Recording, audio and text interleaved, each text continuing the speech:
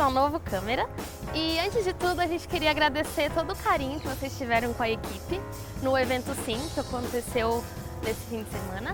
E já podem marcar a próxima data, 12, 13, 14 e 15 de dezembro.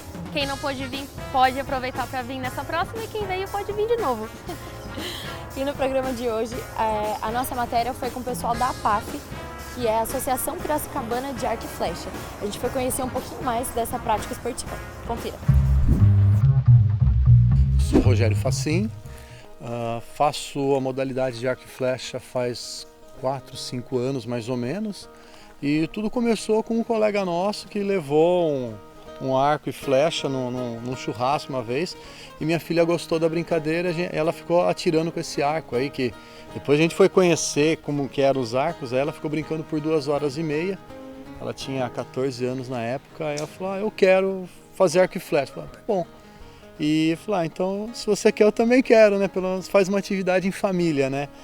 E aí a gente teve a oportunidade de conhecer um local onde fabricava e vendia no estado do Paraná. Aí a gente comprou equipamento, a gente começou a atirar, a gente acabou conhecendo outras pessoas que atiram. E aí a gente começou a participar de competições. Eu sou instrutor de tiro, né? Então pela IFAA, que é a Federação Internacional de Tiro de Campo, né? Então isso habilita a gente estar formando arqueiros aqui no tiro de campo. O polo nosso, a PAF, ela é filiada à Field Brasil, então tem uma associação nacional que ela que organiza toda a parte faz a homologação de todos os campeonatos que tem de tiro de campo no Brasil. Então a gente é filiado a ela e ela é filiado a uma entidade internacional. Bom, a Associação Piracicabana de Arco e Flecha, ela existe faz 2 anos mais ou menos, né? E ela agrega pessoas que têm interesse em atirar. Então, atirar de arco e flecha, tá? Então, nós temos aí, todo domingo nós temos treino aqui na parte da manhã, aqui na chácara. Nós temos um outro local também às quartas-feiras à noite, no Floreia Espaço de Teatro. Lá é um espaço menorzinho e o foco maior, daí que acontece. Aqui o pessoal gosta para participar de competição, de fazer um tiro mais longo, onde aqui a gente consegue atirar até 55 metros, então é uma distância bem interessante. No Floreio o espaço é mais reduzido, porém muita gente gosta de atirar lá porque sai do serviço e quer dar uma relaxada. Então é uma atividade fantástica para isso, onde você libera o estresse, você acaba trabalhando na questão de foco muito grande, porque você tem um alvo na sua frente, eu quero acertar isso daqui. Então trabalha muito o autoconhecimento da pessoa aí junto com o arco e flecha.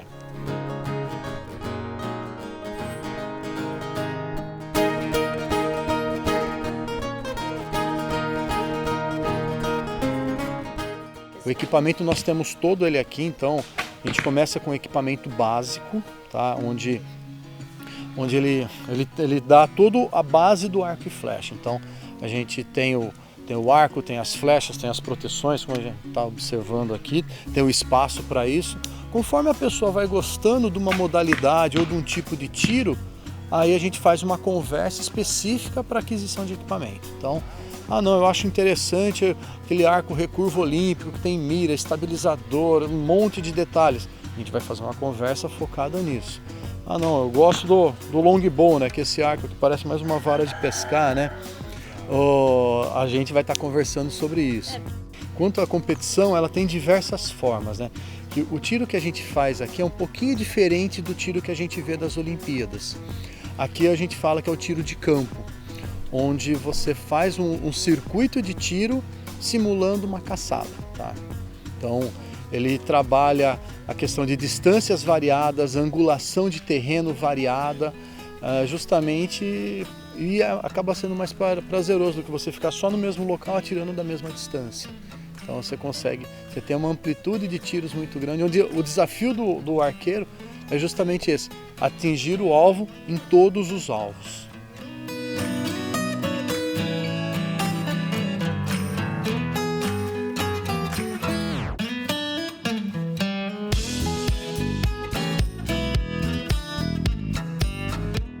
É uma atividade esportiva que a gente trabalha muito a questão do autoconhecimento, porque é muito fácil a gente ver um arco, uma flecha, né? E a gente falar, não, como que é, né? Então tem toda uma questão de posicionamento, de perna, de braço, a sua puxada, como que vai ser, a sua respiração. Então, o autocontrole nosso é muito grande. Então, é importante e a gente acaba se conhecendo, a gente acaba se entendendo um pouco mais e usa esse autoconhecimento para outras partes da nossa vida. Interesse mesmo, acho que foi tipo mais ou menos em 2013 que o pessoal foi tipo na forma, daí ficava lá o pessoal tirando foto. Correu de uma amiga minha postar foto de arco e flecha, daí virei ai pra minha mãe. Falei, ai que legal, dela virou, mas eu já tirei de arco e flecha. Eu fiquei assim, como assim? Daí ela falou, vamos lá, que tem um amigo nosso que vai fazer uma aulinha. Daí eu fui, que foi lá na sede. Eu gostei e fui indo. Acho que as primeiras competições que eu fui já comecei em 2018, daí eu fui filiada, fiz filiação e tal. Daí eu comecei, eu fui gostando e tipo, pra mim foi era autoconhecimento meu e acabava sendo também, tipo, eu querer bater minhas próprias barreiras, porque se você pegar a minha pontuação de hoje, que é o recorde brasileiro, 243, no início era tipo 135. O Rogério sempre ficou tipo, vai, você consegue e tal, sempre dando apoio.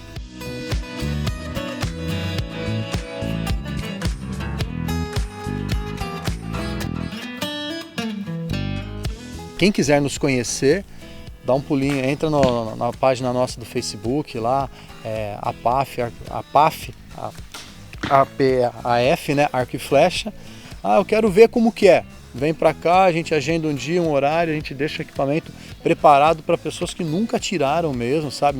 Não precisa ter equipamento, não precisa comprar nada.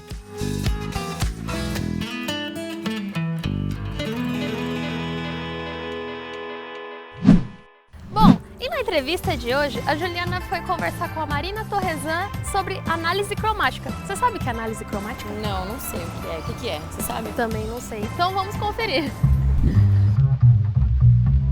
As cores afetam em nossas emoções e nossos sentimentos nos mais variados níveis. E é exatamente por isso que hoje eu tô toda sem cor aqui, ó. Se vocês já acompanham o câmera, vocês já conhecem a Marina Torresan, que é uma querida, já fez parte da temporada passada. E hoje a gente veio falar um pouquinho sobre a análise de coloração pessoal, Ju.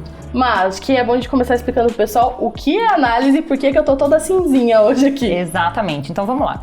Se a gente entender que nós temos cores, a ideia principal na análise de coloração pessoal é conseguir entender quais são essas nossas cores. É óbvio que isso é um estudo muito mais antigo, muito mais complexo do que simplesmente ver a cor. Isso surgiu lá em Bauhaus, mais ou menos em 1920, com um professor que ele chamava Johannes Itten, um alemão, e ele estudou muito essa relação da cor, mas nas suas aulas ele fazia com que o aluno tivesse pleno de consciência para poder aprender sobre cor. Então, em todo o processo, ele inseria algo muito subjetivo para daí conseguir ensinar a metodologia objetiva da cor. Então, através dele é que a gente tem hoje os círculos cromáticos, foi através dele que a gente entendeu um pouco de timbre subjetivo, de harmonia de cor, porque o estudo dele foi fundamentado nessa questão de que a cor, ela era muito subjetiva no seu entendimento, cada um enxergava de uma forma, mas principalmente o que ele conseguiu entender, Ju? Que cada pessoa tinha o seu modo de construir harmonias e paletas. Então, olha que bacana. Foi até nos estudos que ele fazia e na verdade nos exercícios mais especificamente, de quando ele pedia para que os alunos desenhassem, né, harmonias de cores. Cada um tinha a sua harmonia e alguns usavam nessa paleta tons alaranjados, amarelados, ferrugens. Outros usavam azuis, esverdeados. Então, assim, não tinha muito uma lógica, mas tinha uma intuição por trás. E isso é que foi denominado, então, timbre subjetivo. Foi a partir disso que todo mundo ficou um pouco intrigado para saber um pouco mais sobre as cores. Bom, nesse exercício de paleta de cores, as únicas paletas que, universalmente, quando todo mundo olhava e enxergava o que aquilo era, foram exatamente as paletas com as estações da natureza. aquilo era muito claro. Por quê? Todo mundo tem uma percepção e uma noção de que a natureza é muito rica em cor, em textura, em forma. E isso era muito nítido nessas paletas, então até que por isso foi pensado, a gente, não sei se vocês já estão familiarizadas com todos os universos aí das 12 paletas, mas a gente associa as paletas a uma estação determinada de ano. Enfim, a partir de Bauhaus e Item, deu-se um desdobramento, corta para 1940. Suzanne Caigil, que foi uma estilista e artista plástica, começou a estudar a fundo a teoria de Item e trouxe isso, então, para um lado mais aplicável na moda, principalmente nas peles. Ela fez um estudo com as peles das pessoas e conseguiu enquadrar essas pessoas, então, em características diferentes, principalmente de temperatura e intensidade, mas mais temperatura. Então, as pessoas podiam ser quentes e frias, e como ela entendia que a natureza, e nós somos parte da natureza, ela usou então das estações do ano, primavera, verão, outono e inverno, e classificou cada uma dessas harmonias cromáticas em cada estação determinada, tá? Com características próprias. E a gente também tem essas características. Então, a ideia na análise cromática é entender quais são essas cores, e para que a gente consiga enxergar isso, a gente passa essas bandeiras de tecido e a gente vai conseguindo enxergar a reação da cor em nós. Cor, na verdade, nada mais é do que, óbvio, se a gente for pensar na questão química, é um pigmento, mas a gente só consegue enxergar a cor porque a cor, fisicamente falando agora, quer dizer, na física agora, cor é luz, né? A gente só enxerga através de fotorreceptores que fazem com que a gente entenda e tenha percepção da cor. Se cor, ela é uma reflexão, então, né? Afinal, ela é da refração da luz, a gente enxerga a cor. Quando a gente joga uma cor aqui e ela é refletida no nosso rosto, pensa que se isso não tem harmonia com a gente, aquilo é jogado pra gente e a gente somatiza tudo que tem em nós pesando, carregando. Então, olheira, manchinha, lábio mais esbranquiçado, tudo isso vai ficar mais evidente, mais aparente. Quando essa reflexão ela é de acordo com a nossa coloração, isso cria uma identidade única. Então essa é a ideia, descobrir quais são as suas cores através dessa cor que a gente joga aqui e que isso se torne único então. Esse é o nosso olhar para análise cromática, é uma teoria baseada em fatos, que a gente consegue ver o resultado disso. Por isso que às vezes a gente coloca algumas cores, parece que a gente está morta-viva. E algumas cores a gente coloca e as outras pessoas falam, nossa, como você tá maravilhosa. Você fica linda de tal cor. Exato, e de fato aqui a gente analisa então a cor nessas 3 características dela, temperatura, intensidade e profundidade. A partir disso, uma característica sempre vai ser dominante. E essa característica dominante é quem vai dar o diagnóstico, o veredito para uma palheta de 60 cores, pelo menos, que você pode explorar para usar nessa região, né, de parte de cima, periféricos de rosto, principalmente para tintura de cabelo, maquiagem, porque isso faz parte também do conjunto do todo, né? Então essa é a nossa ideia aqui. Ô, Ma, eu vou trazer um pouquinho pro nosso mundo. Quando a gente monta cenário, alguma coisa assim lá no estúdio, a gente monta as paletas, estuda de acordo com o público o que a gente vai encaixar ali. Quando a gente traz pra gente, a gente pode se tratar como uma marca para adequar essas cores para a imagem que a gente quer passar? Perfeitamente possível, Ju. Na verdade, a gente faz a análise enxergando a harmonia da cor que existe em você. Mas além disso, Ju, a gente tem que pensar, falando até da consultoria de imagem no geral, né? Em desejos de imagem, em personalidade. Então, às vezes, a pessoa ela tem características super delicadas, super suaves, de tons mais claros, por exemplo, mais suaves, mais adocicados, mais candy. Ela traz isso nela, mas a personalidade dela é super imponente, super austera, super rígida. Então, a gente tem que pensar até nisso, se existe essa coerência entre o desejo de comunicação daquilo que ela quer como imagem para ela e as cores que ela tem, né? E ver o que é prioridade para ela. Mas é perfeitamente possível que a gente use as cores, sim, para que a gente reforce alguma característica que a gente já tenha. Agora você fica com a segunda parte da sua aula e a gente volta daqui a pouquinho.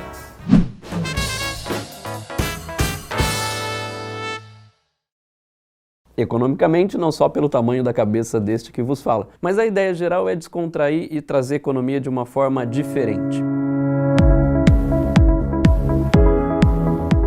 Mas espera aí, Qual é o seu custo de oportunidade agora? Você poderia estar assistindo outro vídeo muito melhor do que esse, desse idiota falando finanças para você aqui. Se você pegar o drug dealer, o traficante, ele pode ter um elevado retorno, mas por trás disso tem um elevado risco.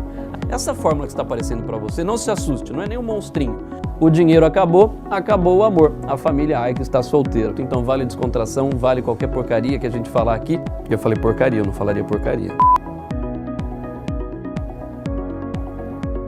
Atualmente esse troféu vale 10 milhões de dólares. Você estabeleceu aqueles planos, ou seja, planejamento de curto, médio e longo prazo. A velocidade dos reajustes foi muito maior do que a velocidade de reajuste no próprio contrato que os caminhoneiros tinham de entrega das suas mercadorias ou os contratos de frete.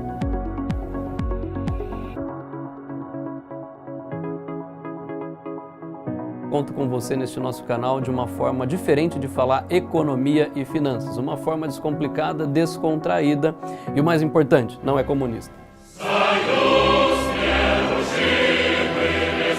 Me sigam nas redes sociais e toda quarta-feira às 11 horas tem um vídeo novo no canal. Espero vocês e a gente se encontra toda quarta-feira às 11 horas.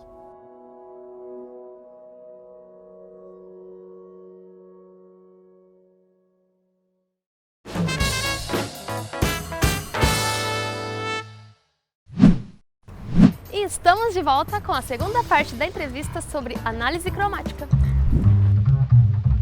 Bom, é bom deixar claro que uma análise cromática, ela não é feita simplesmente olhando, olhei, pronto, acabei, não. Aqui a gente vai entender um pouquinho dessas características principais, só para você ter um entendimento e conseguir enxergar a reflexão da cor em você. Má, por exemplo, não poderia ser feito à distância. Não. A gente estava pesquisando e eu tinha um pouco de dualidade quanto a isso. Exato, porque o que acontece? O próprio monitor, o calibre dos monitores não são iguais e distorcem um pouco, né, a percepção da realidade. Para a gente fazer um teste, a gente precisa de luz natural ou uma lâmpada que reproduza a luz natural. Aqui, Ju, eu tô vendo o seu contraste. Contraste, o que que é? É quando a gente começa o teste, é o quanto de claro e escuro você tem na pele, tá? Então, a gente já, quando olha pra você, naturalmente vê que sua pele é mais clarinha, seus olhos são escuros e seu cabelo também. E aqui, eu continuo no contraste, tentando entender essa diferença entre claro e escuro, mas aqui no colorido. E aqui, a gente já dá uma condução para temperaturas, tá? Onde aqui eu tenho um baixo contraste quente e aqui um baixo contraste frio. E aqui eu continuo num contraste, mas um contraste médio. Você vê como isso vai ficando um pouco mais harmônico para sua pele? E é o que eu falo.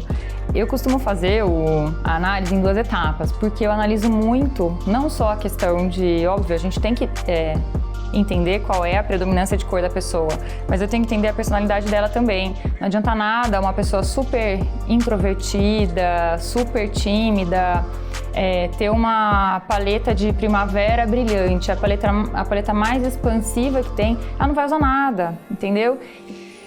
Aqui eu já estou analisando a primeira característica, que é a profundidade, tá, Ju? Se harmoniza mais com você esses tons mais profundos ou os mais claros, é sempre em base de comparação. A gente vai para a segunda característica, que é a sua intensidade. Se você é mais viva ou mais opaca, tá, Ju? E aqui você consegue ter uma visão também mais clara. O vivo, ele vai te desvalorizar quando ele chega antes de você. Tá? A cor tem que chegar junto, é como se você fosse uma obra de arte e isso fosse a moldura, onde tudo é um conjunto só, tá? Bom, a gente parte então para a última etapa de característica das cores e aqui a gente tá com temperatura. Primeiro frios e depois os quentes, tá? E aqui a gente vê a nossa pele com a cor errada, acinzentada ou amarelada, tá? Então vamos ver se você tem essa percepção. Sobre o preto e o branco, que muita gente tem dúvida, como sendo cores universais, cores neutras, né? São cores neutras pela composição, né? Pela mistura, pela acromia, porque não são cores, né? São acromáticos. São neutros porque, de fato, eles neutralizam quando estão junto com outras cores. Eles acalmam, têm esse poder de neutralizar. mas não que isso signifique que eles são neutros para toda a pele, que eles são bons para toda a pele, né? Ô Mai, daí essa paleta, esse conjunto de cores, ele se mantém durante a vida? Sim, algumas características mudam. A paleta pode transitar, mas ela não vai mudar drasticamente. Ô Mai, daí na finalização do processo, a gente recebe essa paletinha que condiz daí com a sua paleta de cores. Isso, com a sua coloração. Como aqui a gente não finalizou o teste, Ju, a gente viu características que são interessantes para você, no final a gente tem duas possibilidades ali, que são suas características principais, né? Temperatura e profundidade ficaram ali. E quando a gente coloca na sua frente, a gente vê uma harmonia, né? Se você colocar na sua frente essa paleta, você pode ver, né, que há uma harmonia, sua pele levanta. Gente, olha, é impressionante. Eu não sei se na câmera dá pra ver, mas a hora que coloca na frente do rosto, ou acende ou derruba de vez, porque já tá meio derrubado sem maquiagem aqui, já derruba de vez. Mas a gente fala que é meio que um legal. milagre, né? Mas é interessante ver o quanto a cor tem poder e o quanto, de fato, ela interfere até na nossa percepção mesmo sobre nós, né? Má, muito obrigada. E façam, gente, assim, se cuidem, se amem, e faz parte disso. Muito obrigada, viu? Obrigada a você mais uma vez, Ju. E no episódio de hoje do Botão do Excel, ele vai ensinar a gente como construir um gráfico de rosca. Oi, eu sou o Botão e esse é mais um vídeo do canal Botão do Excel. E no vídeo de hoje nós vamos atender a pedidos novamente. Atender a pedidos do Haroldo, né, que aprecia muito um gráfico de rosca. Ele falou, por que você não faz um gráfico de rosca no seu canal, Botão? Então é justamente isso que nós vamos fazer, aquele gráfico de rosca bonitinho, né, que à medida que você vai preenchendo as quantidades, ele vai preenchendo a rosca, certo, Ju? Então toque na vinheta, se inscreva no canal, deixa o like, deixa o dislike se não quiser, pode fazer o que você quiser, que o canal é seu, e aí a gente vai pra frente. Toca lá e vamos pra...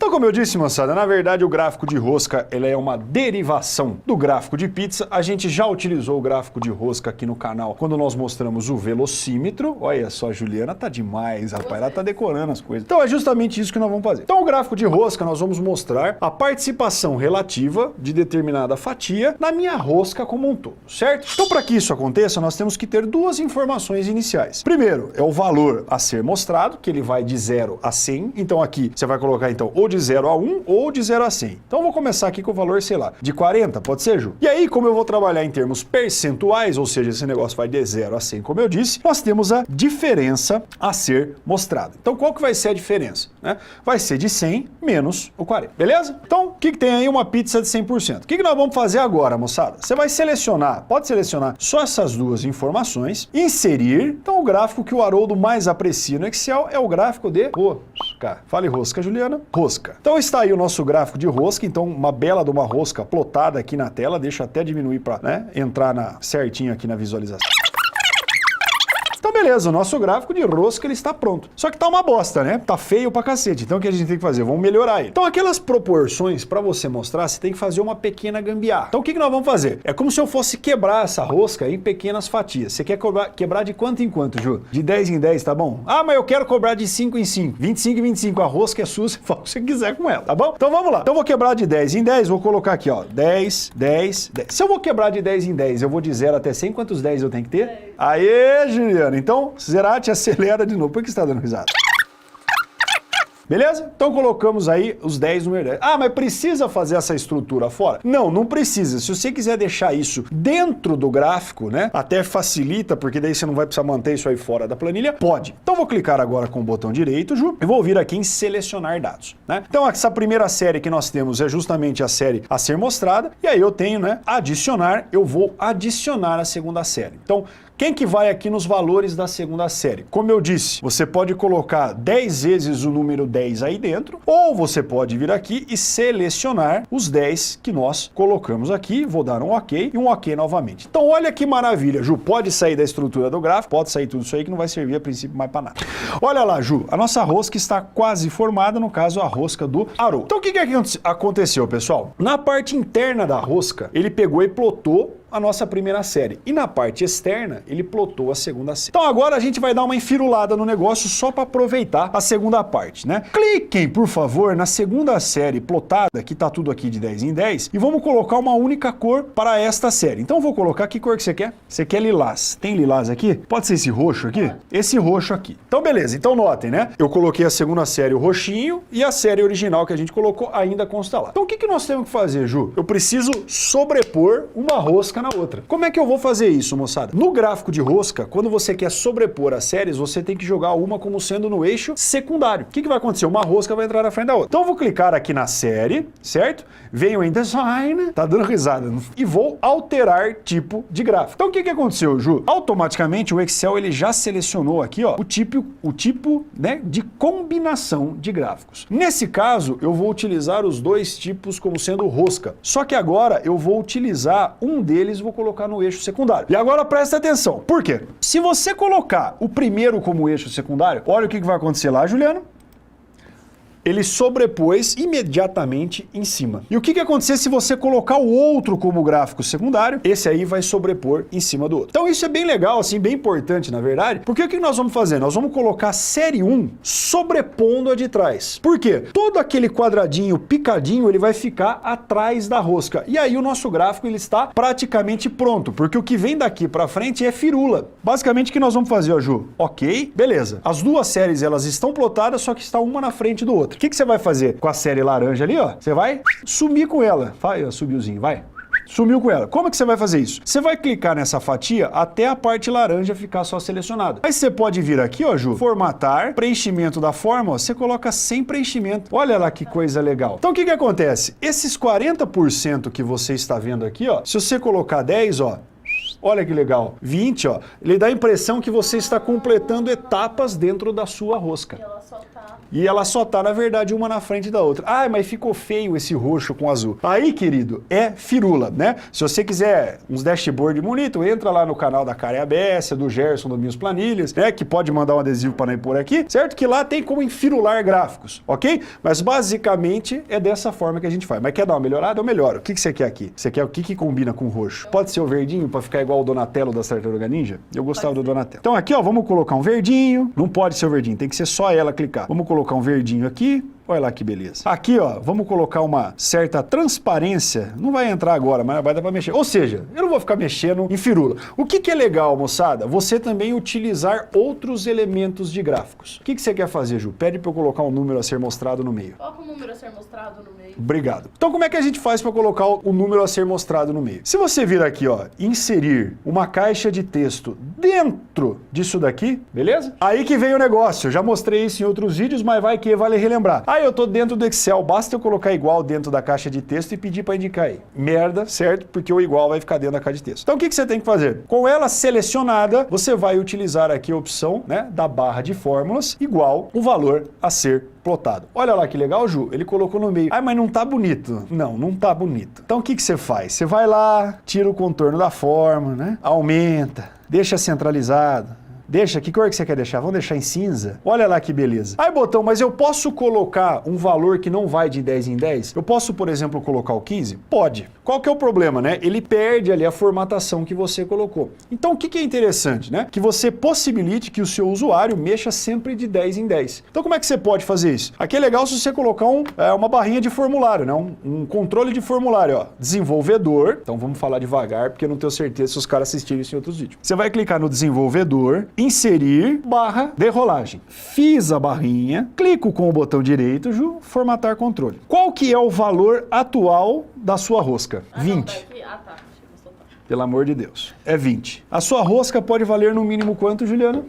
Zero. Muito bem. No máximo 100. A cada clique que você que você quer dar na barrinha, você quer que aumente de quanto em quanto? De 10 em 10. Então aqui, moçada, onde está a alteração incremental 1, você vai colocar 10, que vai deixar só o usuário mexer de 10 em 10. Ah, mas se tivesse tudo 1, mas meu Deus, aí a rosca é sua, você faz o que você quiser, mas tem que pôr ali 1 em 1, tá bom? Então vou colocar 10 em 10, alteração incremental também em 10 em 10, e o vínculo da célula nós vamos colocar vinculado a esse valor aqui, beleza? Vou dar um ok de novo. Olha que belezinha, Ju, ó, olha que show de bola. Então tá aí, Haroldo. Esse aqui é o seu gráfico de rosca, olha lá, ó. Vou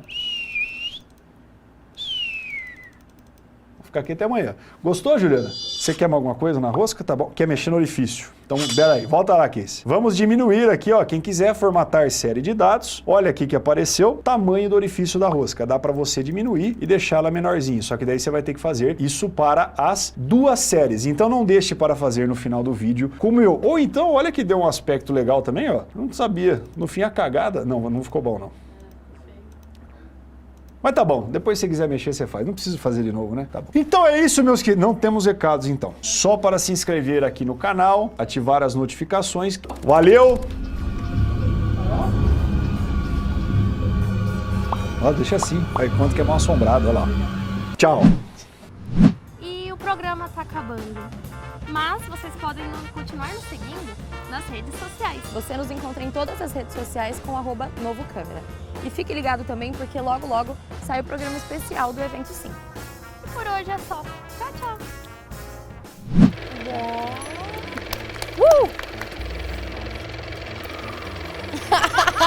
Pronto. Meditando. 1, 2, Vai.